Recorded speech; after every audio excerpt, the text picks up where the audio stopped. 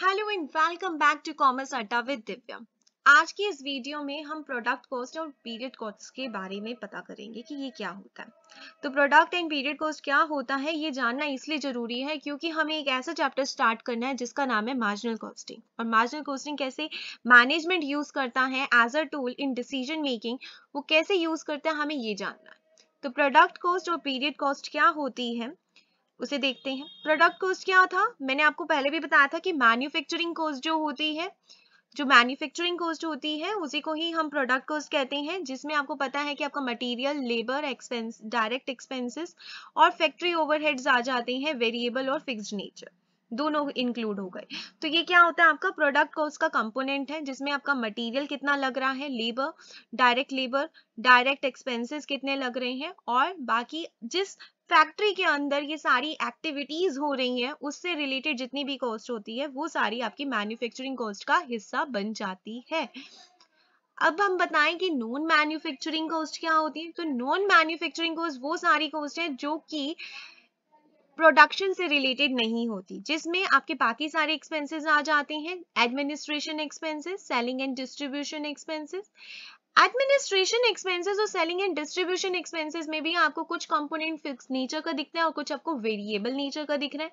Selling and distribution में भी ऐसा ही हो रहा है कि कुछ आपको फिक्स्ड नेचर का दिख रहा है और कुछ आपको वेरिएबल नेचर का दिख रहा है। जैसे कि सेलिंग एंड डिस्ट्रीब्यूशन में आप देख सकते हैं सेल्समैन की कमीशन जो है वेरिएबल नेचर की सेमी वेरिएबल चल रही होती है, क्योंकि आपको पता है कि उसमें मिक्स कंपोनेंट होता है।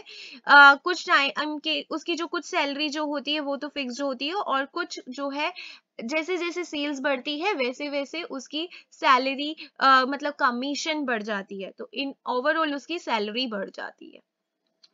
तो ये आपकी मैन्युफैक्चरिंग कॉस्ट के बारे में हो गया और ये आपका नॉन मैन्युफैक्चरिंग कॉस्ट का हो गया। अब बात आती है, खर्चा है तो उसको शो भी तो करना पड़ेगा। अब उसको शो हम कैसे करते हैं, हमारे पास हमें पता है कि इनकम स्टेटमेंट होती है। अब ये जो इनकम स्टेटमेंट होती है उसमें हम इसे कैसे दिखाते हैं हम वो देखेंगे।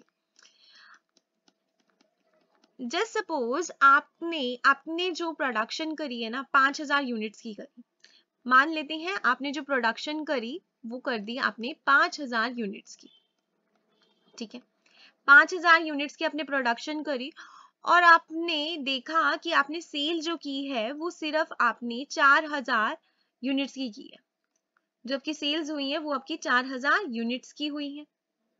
ओके, अब आपको पता है कि एक तो आपकी होती है प्रोडक्ट कॉस्ट और एक होती है आपकी पीरियड कॉस्ट, क्योंकि आप जब प्रोडक्शन कर रहे हो तो प्रोडक्शन से रिलेटेड भी आपके पास कॉस्ट है जिसे हम प्रोडक्ट कॉस्ट कहेंगे, और आपके पास पीरियड कॉस्ट भी है जो कि आपकी बाकी सारी कॉस्ट होती हैं, प्रोडक्शन से रिलेटेड नहीं होती, वो सारी की सारी आप उसमें शो कर देते हैं।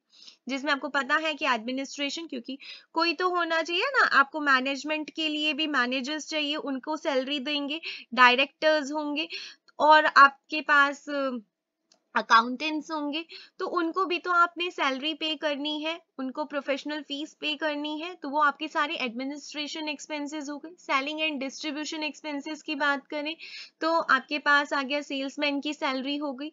आपके पास डिलीवरी वैन है तो वो डिलीवरी वैन में डिलीवरी पर्सन जो कि डिलीवर कर रहा है उसको सैलरी दोगे। उस वैन के ऊपर जो डेप्रिसिएशन लगेगा उस पे वो जो डेप्रिसिएशन है वो भी आपका एक्सपेंस हो गया। तो ये आपको पता है कि इन सभी खर्चों को अब आपको दिखाना है, और दिखाना आप कैसे है ये पॉइंट आता है। तो देखिए कि अब आपका प्रोडक्ट कॉस्ट जो कि आपको पता है कि जितनी भी उसको बनाने में कॉस्ट लगी है। अब देखिए, भले ही आपने 4000 यूनिट्स को बेचा है पर बनाए तो आपने 5000 यूनिट्स थी ना, और 5000 यूनिट्स बनाई थी तो 5000 यूनिट्स का खर्चा भी हुआ होगा बनाने में। अब जब 5000 यूनिट्स का खर्चा हुआ है बनाने में तो उसको दिखाएंगे कैसे हम। प्रोडक्ट कॉस्ट में ये देखते हैं कि हमें कोई फर्क नहीं पड़ता कि आपने कितनी यूनिट्स बनाई है, हमें कोई फर्क नहीं पड़ता कि आपने कितनी यूनिट्स बनाई है। हम सिर्फ देखेंगे कि कितनी यूनिट्स एक्चुअली में सेल हुई है, कितनी यूनिट्स एक्चुअल में सेल हुई है, हमें सिर्फ उससे मतलब है। अगर 4000 यूनिट्स को हमने सेल किया है, 4000 यूनिट्स अगर सेल हुई हैं तो उस बेसिस पर हमें 4000 यूनिट्स को बनाने में जितना भी खर्चा हुआ होगा, 4000 यूनिट्स को बनाने में जितना भी प्रोडक्शन का खर्चा हुआ होगा, वही प्रोडक्शन का खर्चा, वही प्रोडक्शन कॉस्ट जो है, उसी को हमें कंसीडर करना है as cost of goods sold. क्या कंसीडर करना है? Cost of goods sold. तो हम लिखेंगे COGS, cost of goods sold. फिर से रिपीट करते हैं, हमने 5000 यूनिट्स बनाई है, पर 5000 यूनिट्स तो बना दी, पर हमने सेल जो किया है वो सिर्फ 4000 यूनिट्स का किया है। अगर 4000 यूनिट्स का हमने सेल किया है तो हमें फिर कॉस्ट किसकी दिखानी होगी? 5000 यूनिट्स की दिखानी होगी या 4000 यूनिट्स की दिखानी होगी? तो प्रोडक्ट कॉस्ट में हम सिर्फ उतनी ही यूनिट्स का कॉस्ट दिखाएंगे जितनी यूनिट्स हमने बेच रहे हैं। जितनी यूनिट्स हम बेच रहे हैं उसको बनाने में जितना हमारा खर्चा हुआ होगा, सिर्फ हमें उसका ही कॉस्ट दिखाना है। तो हम क्या करते हैं, हम क्या लिखेंगे, ये जैसे कि हमारे पास जितनी भी सेल्स है, अब सेल्स हमने 4000 यूनिट्स के अकॉर्डिंग करी है, तो मान लेते हैं कि सेलिंग प्राइस पर यूनिट जो है वो 10 है, तो वो आपके आ गया 40,000 हो गया ये। और आपने यहाँ से लेस करना है जितना भी आपका खर्चा हुआ है इन प्रोडक्शन, तो कॉस्ट ऑफ गुड्स सोल्ड आप लिखेंगे according to 4000 units, according to 4000 units, ना कि 5000 यूनिट्स। तो हम यहाँ पर क्या लिखेंगे, 4000। अब मान लेते हैं कि जो खर्चा हुआ उसे बनाने का वो समथिंग आपका हो गया 8000 समथिंग हो गया आपका। तो यहाँ पर आपके पास जो बचेगा उसे हम कहेंगे 32,000, जो आपके पास ये आ गया। ये आपका क्या आ गया? ग्रोस मार्जिन आ गया। ये क्या आ गया आपका? Gross margin. मैंने, आप ग्रोस मार्जिन बोल दो या ग्रोस प्रॉफिट बोल दो, जैसे कि आप P&L में भी निकालते थे, कि आपको पता है कि पहले आप ग्रोस प्रॉफिट निकालते हो और फिर उसमें से इनडायरेक्ट एक्सपेंसेस जो भी माइनस करने होते हैं आपके, उनको माइनस करने के बाद आपके पास क्या आ जाता है? आपका नेट प्रॉफिट आ जाता है। हमने यहाँ पे क्या किया, उस प्रोडक्ट कॉस्ट में सिर्फ वही कॉस्ट को इंक्लूड किया जो कि उन गुड्स को स्पेसिफिकली जो हमने सेल करे हैं उनको बनाने में लगी है। अब आप कहोगे मैम बाकी 1000 यूनिट्स के ऊपर जो हमारा खर्चा हुआ है, ये जो 1000 यूनिट्स बच गई हैं, उनका क्या करें? उस पे भी तो हमारा खर्चा हुआ था। उन 1000 यूनिट्स को कहाँ पे दिखाएं? उन 1000 यूनिट्स को आप दिखाएंगे अपनी इन्वेंट्री में, उनको हम दिखाएंगे अपनी इन्वेंट्री में। और इन्वेंट्री में हम क्या करेंगे? 1000 यूनिट्स को शो करेंगे।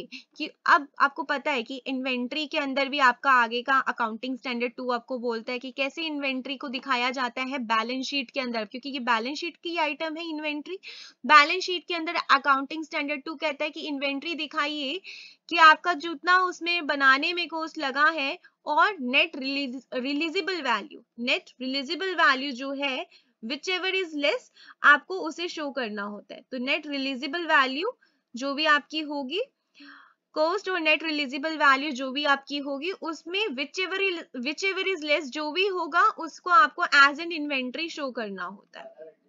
तो अभी के लिए हमारा इतना क्लियर है कि हमें बैलेंस शीट में एज एन इन्वेंट्री इतना हमें शो करना है। अब आते हैं कि ठीक है, प्रोडक्ट कॉस्ट का क्लियर है कि जितनी यूनिट्स को हमने बेचा है उसे बनाने के लिए जितना भी खर्चा हुआ है उसे तो हम as a cost of goods sold दिखा देंगे, और बाकी की जो भी बच चुकी है हमारी यूनिट्स उसको हम इन्वेंट्री में दिखा देंगे बैलेंस शीट के अंदर। प्रोडक्ट कॉस्ट को इस तरह से दिखाया जाता है कि हम उसे एक्सपेंस तभी मानते हैं, उस खर्चे को एक्सपेंस सिर्फ तभी मानेंगे जब हमने उन यूनिट्स को बेचा। जब यूनिट्स को बेचेंगे सिर्फ तभी उसे एज एन एक्सपेंस मानेंगे। अब ये जो 1000 यूनिट्स हैं, अब 1000 यूनिट्स आप अगले साल बेचो, इस साल नहीं बिकी, आपकी अगले साल बिक गई।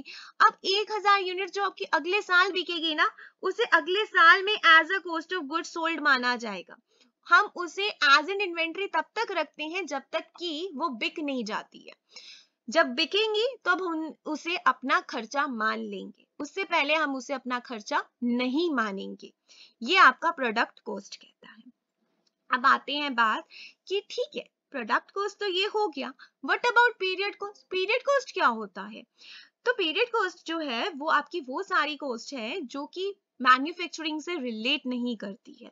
तो हम क्या करते हैं, लेस करेंगे अब इसमें से एडमिनिस्ट्रेशन एक्सपेंसेस, एडमिनिस्ट्रेशन एक्सपेंसेस। फिर हम लेस कर देंगे इसमें से selling and distribution expenses, selling and distribution expenses. तो यहाँ पर हमने एडमिनिस्ट्रेशन एक्सपेंसेस भी लेस कर दिया, सेलिंग एंड डिस्ट्रीब्यूशन एक्सपेंसेस भी लेस कर दिया, और जो भी हमारे पास वैल्यू आएगी उसको हम शो कर देंगे। सपोज एडमिनिस्ट्रेशन एक्सपेंसेस आपके 5000 समथिंग है और सेलिंग एंड डिस्ट्रीब्यूशन आपके 10,000। तो अब आपके पास जो बचेगा वो कितना होगा? तो आपके पास जो ये आ जाएगा उसको हम कह सकते हैं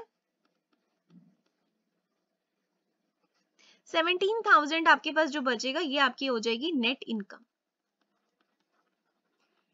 ओके अब आप कहोगे मैम एडमिनिस्ट्रेशन एक्सपेंसेस में भी क्या कुछ ऐसा था कि जितनी यूनिट्स हमने बेची हैं उसी के अकॉर्डिंग सिर्फ हमें दिखाना है, बाकी का हम छोड़ देंगे? तो ऐसा है कि ऐसा होता नहीं है। ये जो पीरियड कॉस्ट है ये उसी साल में एक्सपेंस मानी जाएगी जिस साल ये हुई है। अब देखिए आपने 2019 में प्रोडक्शन करी, 2019 में आपने प्रोडक्शन करी। अब 2019 में आपने प्रोडक्शन करी बट आपकी जो सेल हुई है वो 2020 में हुई है, सेल हुई है वो 2020 में हुई है। तो जो एडमिनिस्ट्रेशन एक्सपेंस आपका 2019 में लगा होगा, जो आपका सेलिंग एंड डिस्ट्रीब्यूशन एक्सपेंस अगर आपका लगा होगा 2019 में, उसी साल के अंदर जो है आपको उसे दिखाना है, उसी साल के अंदर आपको उसको दिखाना है जो भी आपका एक्सपेंस लगेगा। और अगर आप देखें कि आपकी सेल्स की बात करी जाए, प्रोडक्ट कॉस्ट की बात की जाए, तो जितनी यूनिट्स आपने सेल करी है सिर्फ उतनी यूनिट्स का ही cost as a cost of goods sold दिखाया जाएगा।